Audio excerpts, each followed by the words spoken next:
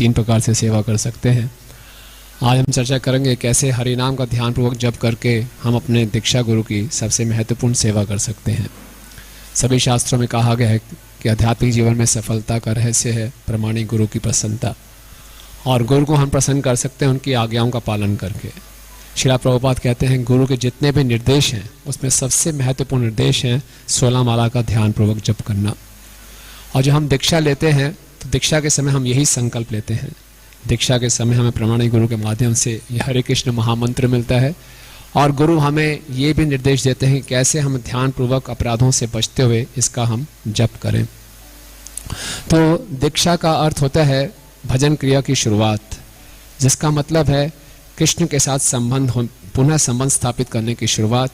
कृष्ण के साथ संबंध स्थापित होता है गुरु परंपरा के माध्यम से और प्रमाणिक गुरु के माध्यम से, इसलिए और ये संबंध स्थापित होता है ये दिव्य शब्द ध्वनि के माध्यम से। यानी कि हरे कृष्ण मंत्र का ध्यान पूर्वक और प्रेम पूर्वक जप करके हम गुरु परंपरा से संबंध स्थापित करते हैं और कृष्ण से संबंध स्थापित करते हैं। काफ़ी साल पहले परम पूजनीय गोपाल कृष्ण स्वामी महाराज ने अपने व्यास पूजा लेक्चर में बताया था कि अगर कोई दीक्षित भक्त ध्यान पूर्वक जप करने का प्रयास नहीं कर रहा तो फिर दीक्षा का क्या लाभ, क्योंकि अगर कोई ध्यान पूर्वक जप नहीं कर रहा तो वो संबंध स्थापित नहीं होगा, और दीक्षा का मुख्य उद्देश्य है संबंध स्थापित करना। तो इसलिए हमें इस गुरु के इस आदेश को अच्छे ढंग से पालन करना चाहिए, और इस आदेश का अच्छे ढंग से पालन करेंगे तो हमें गुरु की प्रसन्नता प्राप्त होगी। जैसे हम देखते हैं चैतन्य महाप्रभु ने हरिदास ठाकुर को उनके अंतिम समय में बताया कि अब आपको इतना जप करने की आवश्यकता नहीं है। नहीं, हरिदास ठाकुर ने कहा नहीं, मैं अपना जप पूरा करना चाहता हूँ। ऐसे महाप्रभु बहुत प्रसन्न हुए। दूसरा, हम जानते हैं कि जब भी गुरु कोई हमें आदेश देते हैं तो उस आदेश को पूरा करने की शक्ति उसी आदेश में होती है। गुरु की इच्छा है, कृष्ण की इच्छा है हम बहुत अच्छे ढंग से जप करें, और उनकी आज्ञा भी है। कमी केवल हमारे प्रयास की है। अगर हम थोड़ा सा भी प्रयास करेंगे तो हमें पूरी कृपा प्राप्त होगी और हम अच्छा जप कर सकते हैं अपने मन को नियंत्रित करते हुए। तीसरा, गुरु के द्वारा ये हरे कृष्ण महामंत्र एक बहुत ही अनुपम उपहार है। ब्रह्मांड भ्रमित कोनो भाग्यवान जीव गुरु कृष्ण प्रसादे पाए भक्ति रता बीज। कोई व्यक्ति अगर हमें कोई उपहार देता है तो उस उपहार प्राप्त करने के बाद हमें कृतज्ञता प्रकट करनी चाहिए।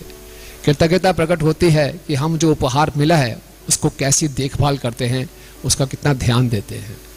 तो हम गुरु के प्रति कृतज्ञता तो कई जन्मों तक प्रकट नहीं कर सकते, नहीं कम से कम ये तो कर सकते हैं ये हमें जो अनुपम उपहार मिला है इसका हम ध्यानपूर्वक इसको ध्यान दें, इससे प्रेम करें।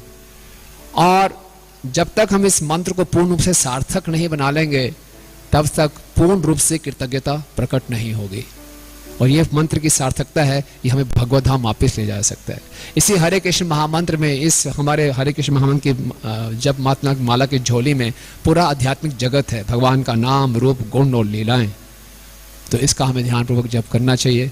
ध्यानपूर्वक जप करने का प्रयास गुरु के प्रति कृतज्ञता का लक्षण है, और अगर हम ध्यानपूर्वक जप नहीं करें तो बुरा मत मानिए, गुरु के प्रति कृतज्ञता का लक्षण है। हरे कृष्ण महामंत्र की जय।